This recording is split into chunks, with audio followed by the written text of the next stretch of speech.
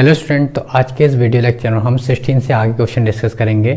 Previous video lecture में हम 16 तक के क्वेश्चन डिस्कस कर चुके हैं, तो आज हम यहाँ आगे करेंगे 16 से आगे क्वेश्चन डिस्कस करेंगे। आपको 16 तक 17 क्वेश्चन दे रखा है। हाइड्रोजन के उत्सर्जन वर्णक्रम में लाइमन श्रेणी की सबसे लंबी तथा छोटी तरंगदैर्ध्य की गणना कीजिए। देखिए, आपको एक फॉर्मूला दिया हुआ है और उसमें आपको गणना करनी है लाइमन श्रेणी की। देखिए, अधिकतम तरंगदैर्ध्य के लिए आपको क्या लेना पड़ता है, एन की वैल्यू 2 लेनी पड़ती है, क्योंकि यहाँ पे 1 पहले से है। आर यहाँ पे रिडनबर्ग कांस्टेंट है, आपको तरंगदैर्ध्य लैम्डा निकालनी है और एन की वैल्यू यहाँ पे पुट करेंगे आप 2, और उसके बाद न्यूनतम के लिए इन्फिनिटी पुट करना पड़ता है। तो देखिए, इस फॉर्मूले में रखना आपको 1/λ इक्वल आपका हो जाएगा 1/1 का स्क्वायर, यानी कि 1/1 आपका 1 ही होगा, माइनस और 1/n स्क्वायर, यानी कि 1/n की जगह 2 का स्क्वायर, यानी कि कितना हो जाएगा आपका 4 हो जाएगा। उसके बाद यहाँ पे r की वैल्यू रखनी है। तो देखिए, r की जो वैल्यू होती है आपकी वो होती है 1.1 × 10⁷ होती है। उसके बाद 1 माइनस, देखिए 2 का स्क्वायर कितना हो जाएगा 1/4 हो जाएगा। इसे और सॉल्व करेंगे आप तो 1/λ इक्वल आपका हो जाएगा 4 1 4 1 3 1.1 × 10⁷ और यह हो जाएगा आपका 3/4। अब 3 से मल्टीप्लाई होगा तो आपको मिल जाएगा 3.3/4 × 10⁻⁷ हो जाएगा। अब देखिए, अगर आप इसको हमें क्या करना है, लैम्डा की वैल्यू निकालनी है, तो लैम्डा की वैल्यू निकालनी तो लैम्डा ऊपर चला जाएगा, 1 नीचे आ जाएगा, यानी कि ऊपर और ये नीचे, यानी कि 4 कितना आ जाएगा आपका 3.3। और यहाँ पे आपकी पावर है जो वो है आपकी 10⁷ पॉजिटिव होती है, ये ऊपर जाएगी तो कितनी हो जाएगी, नेगेटिव हो जाएगी, इस तरीके से। तो देखिए, आपको क्या करना है, अब इसको इससे डिवाइड करना है। जैसे आप इसको इससे डिवाइड करते हैं तो आपको मिल जाता है यहाँ पे लैम्डा की वैल्यू मिल जाती है कितनी, आपको मिल जाएगी 21 पॉइंट समथिंग कुछ मिलती है, 1.21 ऐसे समथिंग कुछ मिल जाती है, 1.21 मिल जाएगी इस तरीके से, वो भी मीटर में। आपसे और सॉल्व करेंगे लैम्डा तो एक आपका हो जाएगा 1.2121 है। अगर इसे एंगस्ट्रम में चेंज करना चाहे तो आपका हो जाएगा 10⁻10 हो जाएगा, क्योंकि इस पे 10⁻10 भी था, इस तरीके से। तो देखिए, अगर आपसे और सॉल्व करना चाहें तो लैम्डा बराबर आपका हो जाएगा, ये देखिए 10 है और ये 7 है, बेस इक्वल तो पावर ऐड हो जाएंगे, यानी कि आपको मिल जाएगा 1.2121। 10 में 7 घटाओ तो आपका मिल जाएगा 3। अब ये पॉइंट यहाँ से यहाँ खिसकेगा 3 प्लेस, यानी कि 3 है तो ये पॉइंट यहाँ को खिसकता है। अगर पॉजिटिव होता तो राइट को खिसकेगा, लेफ्ट को खिसके जब नेगेटिव होगा। तो लैम्डा आपको मिल जाएगा यहाँ पे 12 और ये हो जाएगा आपका एंगस्ट्रम में आंसर। ये हो गया सबसे अधिकतम के लिए। अब आपको क्या निकालना है, न्यूनतम के लिए निकालना है। तो न्यूनतम के लिए आप क्या रखेंगे, इस पर इन्फिनिटी रखेंगे, इसी फॉर्मूले पे। और जब हम इन्फिनिटी रखते हैं तो आपका आंसर क्या आता है, देखिए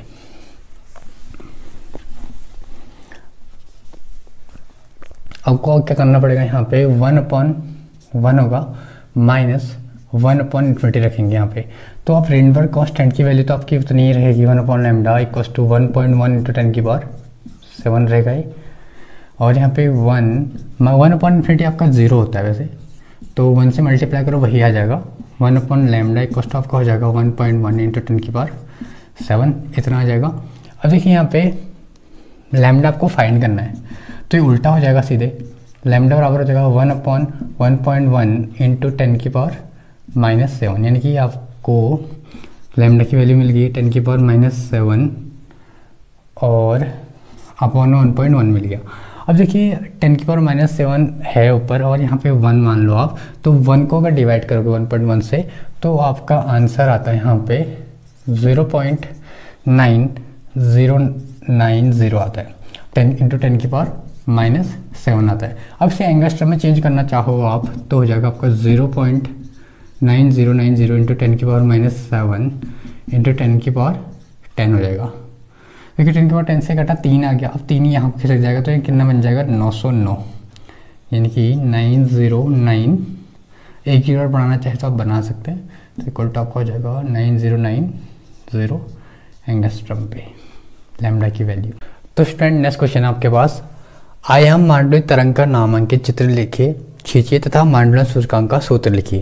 देखिए, आपको चित्र बताना है आयाम मांडलिक तरंग का और उसका सूत्र लिखना है। देखिए, आयाम मांडलिक तरंग का जो चित्र होता है इस तरीके से होता है, जो एक एनवलप की तरह होता है, और यहाँ पे देखिए आपकी वेव्स चल रही इस तरीके से, और ये इसको बोला जाता है मांडन तरंग, और उच्च वाही की तरंग होती है ये वाली जो अंदर से चल रही है इस तरीके से।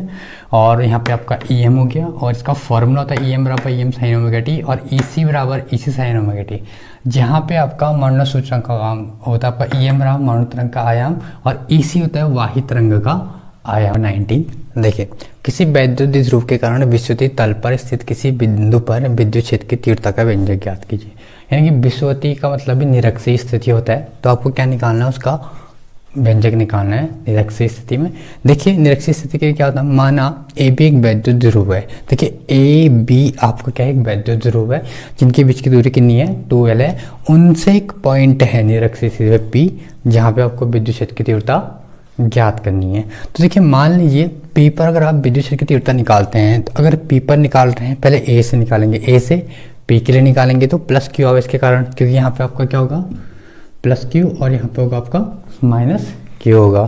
तो प्लस Q के लिए निकालेंगे विद्युत क्षेत्र की तीव्रता, उसके लिए फॉर्मूला होता है आपका E बराबर होता है 1/4 पाई एप्सिलॉन नॉट Q/r²। ये आपका विद्युत क्षेत्र की तीव्रता का फॉर्मूला है।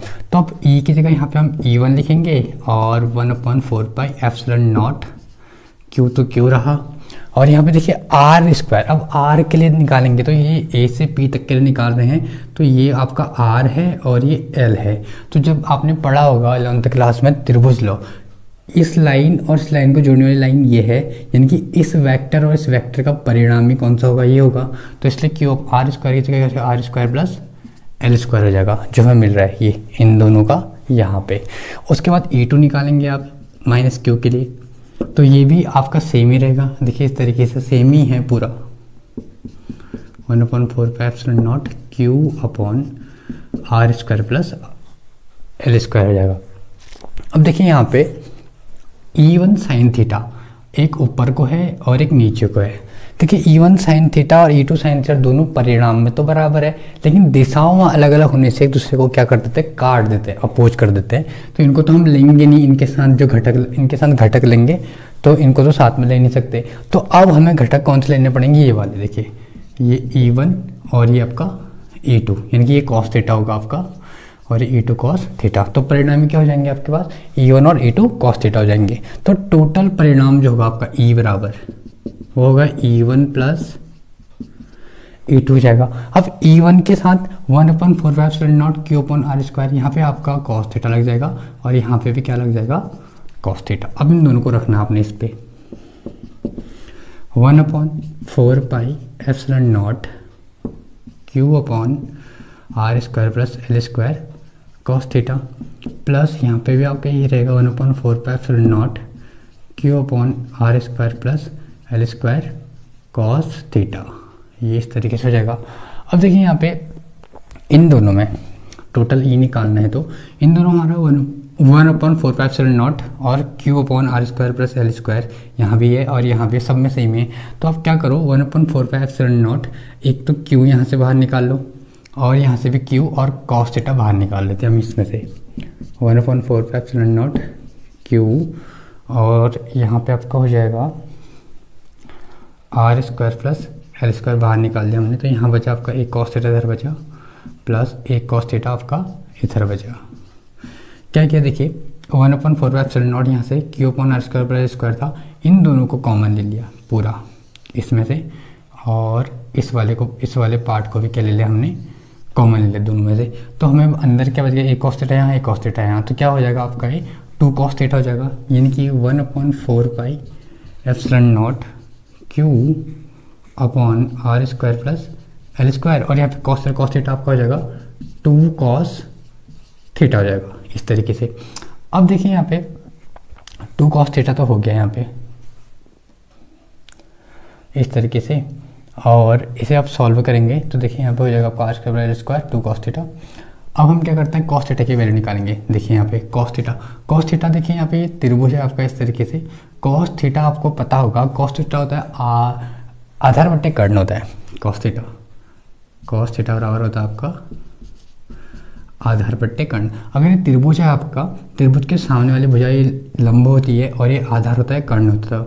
आधार आपका L, कर्ण हो गया ये L/r² प्लस L² का रूट निकल जाएगा समकोण त्रिभुज से, L/r² प्लस L² का रूट निकल जाएगा, क्योंकि आपने पढ़ा हुआ पाइथागोरस थ्योरम से इन दोनों का स्क्वायर इसके स्क्वायर के सम के बराबर होता है, यानी कि R square plus L square जो होगा आपका वो होगा किसके बराबर होगा, कर्ण का वर्ग बराबर आधार का वर्ग, यानी कि ए पी बराबर आपका हो जाएगा ए पी इसके बराबर। तो अगर ए पी निकालते हैं हम यहाँ से तो root of R square plus L square का रूट निकल जाएगा इस तरीके से।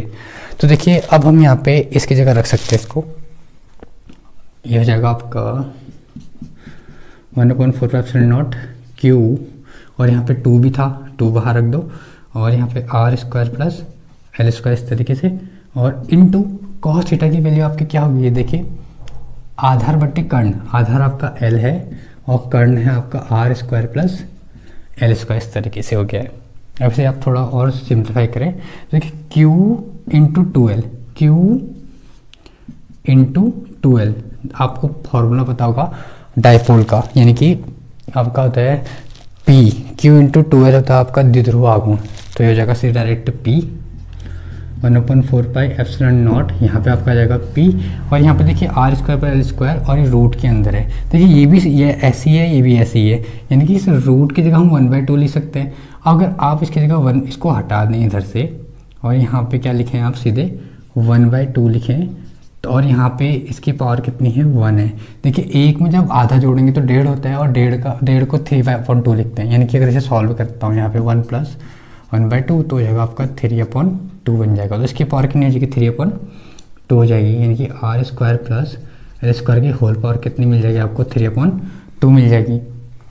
अब देखिए यहाँ पे आर और एल में, देखिए एल छोटा है और आर क्या है बड़ा है, तो एल को हम क्या कर देते हैं नेगलेक्ट कर देते हैं, और यहाँ पे आप लिखेंगे L is lesser than R, यानी कि आप लिखेंगे यहाँ पे L is lesser than R, तो इसको छोड़ने पर तो आपका हो जाएगा सीधे 1/4 pi epsilon naught P upon R square की होल पावर कितनी हो जाएगी 3/2, तो इसकी स्क्वायर से कट गया, इनटू में है तो कट जाएंगे, तो P बराबर आपको मिल जाएगा डायरेक्ट यहाँ पे E बराबर हो जाएगा 1/4 pi epsilon naught P upon R cube, ये आपका डेरिवेटिव हो गया।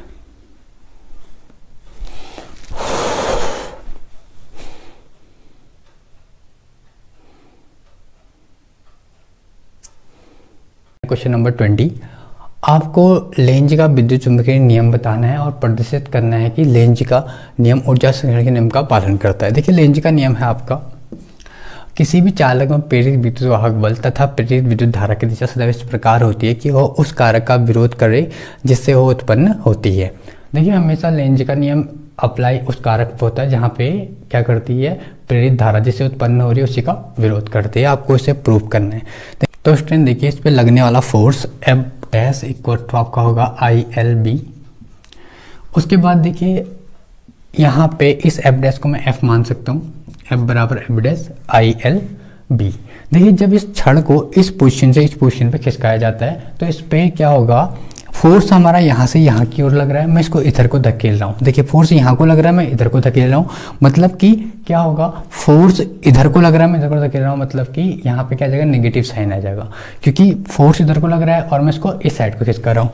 तो आपका हो जाएगा F इक्वल्स टू -ILB हो जाएगा, यानी कि F बराबर F डैश -ILB। अब देखिए यहाँ पे जब इसको इस पोजीशन से इस पोजीशन खिसका रहे हैं तो कुछ वर्क करना पड़ेगा, तो उसके लिए होगा आपका डेल्टा W, वर्क बराबर फोर्स इंटू डिस्प्लेसमेंट होता है, फोर्स इंटू डिस्प्लेसमेंट की जगह यहाँ डेल्टा एक्स लगा, इसको सॉल्व करेंगे आप तो डेल्टा W इक्वल टू आपका हो जाएगा फोर्स की जगह -ILB, और इसको हम स्मॉल बना देते हैं इंटू डेल्टा एक्स हो गया। अब डेल्टा एक्स का एक फॉर्मूला होता है, डेल्टा एक्स बराबर V इंटू डेल्टा टी होता है, डेल्टा एक्स बराबर होता है इसको खिसकाने के लिए V इंटू डेल्टा टी होता है। तो देखिए डेल्टा W का स्टॉप हो जाएगा -ILB into V into delta T हो जाएगा आपका। अब देखिए I बराबर एक फॉर्मूला आपको पता होगा, I बराबर होता है Q बराबर IT होता है वैसे, Q बराबर IT, तो अगर आप I निकालेंगे तो Q अपॉन T हो जाएगा आपका, यहाँ पे I की जगह आप लिख सकते हैं डेल्टा Q अपॉन T लिख सकते हैं, डेल्टा T लिख सकते हैं। तो डेल्टा W बराबर आपका हो जाएगा minus delta Q upon delta T, और यहाँ पे ILB dot V into delta T। Delta T से डेल्टा T आपका कैंसिल हो जाएगा यहाँ पे, और इस डेल्टा Q को आप इसके अपॉन में ले आए delta Q equal to minus L into B into V हो जाएगा यहाँ पे, minus L V into V. अब delta double upon W Q, यानी कि डबल अपॉन क्यू आपका होता है विभवांतर वी, तो इसकी जगह हम क्या लिख सकते हैं, वी लिख सकते हैं। तो वी बराबर हो जाएगा माइनस एल बी और वी हो जाएगा इस तरीके से। तो देखिए अब इस v को आपको कंसिडर करना पड़ेगा e पे, ये होता है आपका e, तो e बराबर हो जाएगा माइनस एल बी और v या वी वी एल आप कह सकते हैं इसको इस तरीके से। ये हो गया हमारे पास इतना, क्योंकि विभवांतर v किसके बराबर होता है, e के बराबर होता है, इसलिए v की जगह मैंने क्या लिख दिया है, e लिख दिया है। अब देखिए यहाँ पे आपको पता होगा चुंबकीय क्षेत्र में अगर छड़ रखे तो इसका फ्लक्स, यहाँ पे छड़ है तो चुंबकीय क्षेत्र में जब किसी चीज़ को रखते हैं या किसी धारा प्रवाहित करते हैं तो उसका फ्लक्स चेंज होगा। तो मान लीजिए फाई बी इसका फ्लक्स है, फॉर्म होता है बी ए, फाई बराबर होता है बी ए।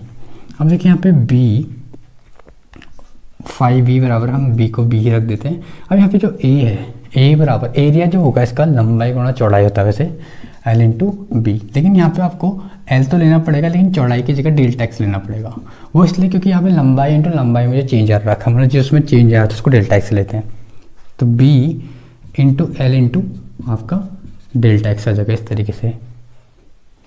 अब देखिए यहाँ पे डेल्टा एक्स आ गया हमारा, और आपको पता होगा डेल्टा एक्स की वैल्यू हमने डेल्टा एक्स बराबर यहाँ पे एक फॉर्मूला निकाला था, v इंटू डेल्टा टी निकाला था यहाँ से, v इंटू डेल्टा टी निकाला था और डेल्टा एक्स यहाँ पे इसकी वैल्यू पुट कर देते हैं। देखिए v into L into delta x के v इंटू डेल्टा टी हो जाएगा, v इंटू डेल्टा टी। अब यहाँ पे डेल्टा फाई इंटू वी हो गया है, अब फाई के अपॉन में डेल्टा टी आ जाएगा सीधे, तो आप इसे रख सकते हैं।